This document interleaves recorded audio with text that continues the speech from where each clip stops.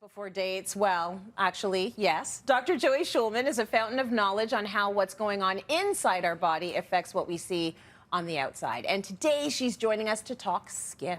We know about the lotions and the potions and the serums to help reduce the signs of aging and improve the look of our skin. But Joey, you are here to give us the need to know on foods to help us achieve a beautiful glow, which is amazing. So give us an example of some skin conditions that you've worked with that have improved from diet and supplement therapy. Okay, for sure. So we see a lot in our clinic, and the skin is the largest organ in your body, so it's a really good indicator to how what's going on inside, Trace. So from psoriasis to eczema to acne to premature aging, whenever a new client comes in or virtually, I'm paying close attention to their skin. It's just a good reflection to pay attention to what's going on. Yeah, it's nice for us to think about what we are putting in our bodies always. So let's start by talking about what foods you want us to take out and why. Are there certain foods that we should be like just our absolute triggers? Not for everybody. Remember, we're all bio-individual. So for some people, yes. And so the most common skin irritants are gluten and dairy and soy and eggs and corn. Those are the basics, right? So it oftentimes doesn't make sense for us to put all of this good stuff in unless we take the bad stuff out, because the bad stuff can be a microbial irritant, an irritant to your microbiome, your tummy, and it will often reflect in your skin. Okay, and are there certain foods that can actually help to heal and hydrate our skin? Oh yeah, for sure, there are. And you know, from Hollywood to the beauty magazines, everyone's talking about these foods that are good for skin, but there actually are superfoods that are really good with detoxifying, and they have anti-inflammatory components, and it does improve the look of your skin. So things like cilantro, Trace. Cilantro, if you love it, go for it. I even put it in my smoothie. It is a great detoxifier. It's rich with minerals. You know, it's just one of those things that I say incorporate as often as you can. Fresh herbs, they're kind of the low-hanging fruit because it's easy to toss them into your dishes and they make everything so delicious. So I would put cilantro in as much as you can. Oranges and kiwis and lemons, high in vitamin C, so really good for skin as well. So the more that you can have don't be scared of fruit, guys. Fruit is not going to cause weight gain. This fruit is good. So the more you can have vitamin C rich foods, great. Sweet potatoes also really, really good, high in vitamin A. So again, the right type of potato does have a place in your diet. And then we want to hydrate like crazy, Trace. So things like cucumbers and watermelon, those are really hydrating foods, which will show up on your skin as well.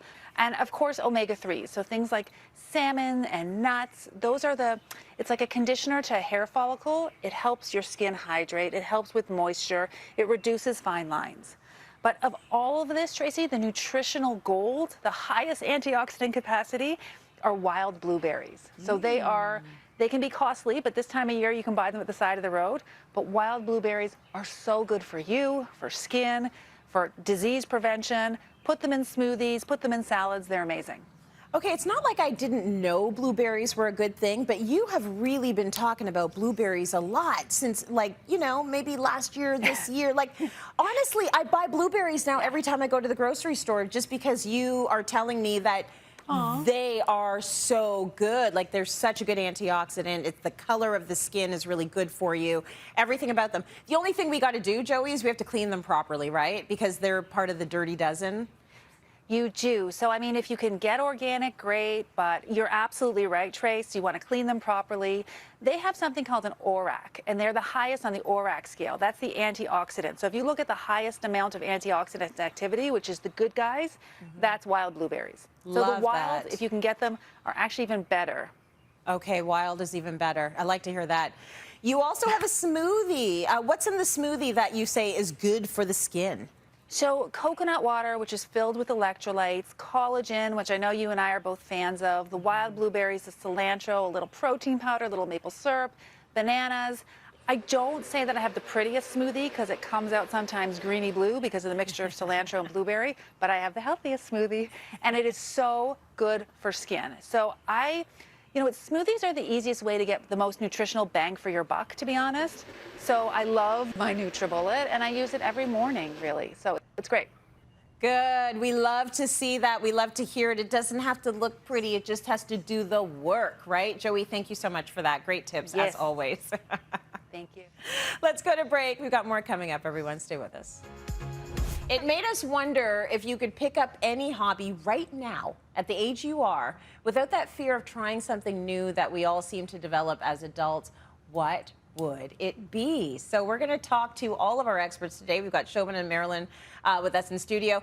We also have Joey and Orby with us remotely. So Orby, you're the inspiration behind all of this. We love that you're doing what you're doing. I'm still afraid of breaking my knees, but whatever. I think it's great that you're out there trying these things. So tell me, is there anything else you would do that you haven't done yet at 43 that you would love to try? Hi, Tracy. Yes, there is. And I have to start by saying I think I like to embrace my fears. Sometimes when I'm skateboarding, I stand on top of the coping and I wonder, why am I doing this to myself as an adult? Like, why should I put myself through this torture? And then once I face my fears, it's such a liberating, exhilarating feeling. I just want more of it. So if I didn't have to deal with any fear at all, I think it would be skydiving. I really want to try skydiving, but as a mom, I feel like I should. This is so cool, though. Like, your kids are lucky to have such a cool mom for a mom. Like, you want to skydive now? Put us all to shame. Orby's in my neighborhood. We're in the playground together all the time. Like, don't tell my kids you want to skydive, then I'm going to have to be cool, too. So just stop it. All right, Joey. I'm sorry, I'm the official cool mom. You're the official cool mom. Joey, over to you. Sorry. If there's anything you could try right now without any fear of, like, you know, embarrassment or all the things we think of as grown-ups, what would it be?